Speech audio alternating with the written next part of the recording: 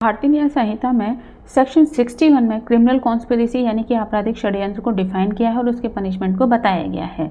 ये Indian penal code के section 120A और 120B को रिप्लेस कर चुकी है। सेक्शन 61 क्लॉज 1 में इसकी डेफिनेशन को पहले समझ लेते हैं।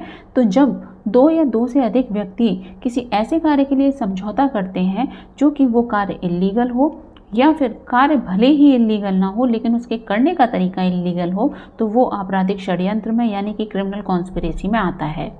इसके इम्पॉर्टेंट कंडीशन को समझ लेते हैं। तो ऐसे व्यक्ति के द्वारा समझौता करना ही षड्यंत्र माना जाता है।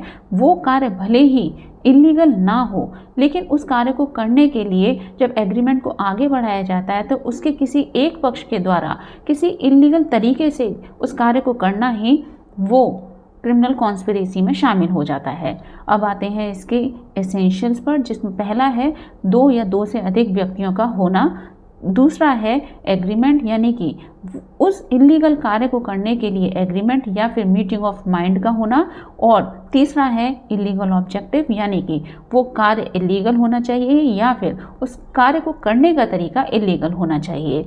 अब आते हैं इसके नेक्स्ट प्रोविज़न पर, जो कि है पनिशमेंट का प्रोविज़न, जो कि सेक्शन 61 क्लॉज 2 में बताया गया है।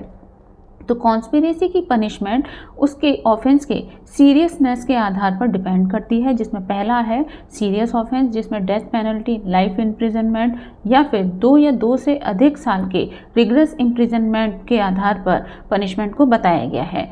कॉन्स्पिरेटर को यानी कि षड्यंत्रकर्ता को एबेटर के तौर पर ही पनिश किया जाता है, जैसे कि उसी ने अपराध के लिए उकसाया हो। और दूसरा है अदर ऑफेंस जिसमें कि 6 मंथ्स इम्प्रिजनमेंट, फाइन या फिर दोनों आ सकते हैं।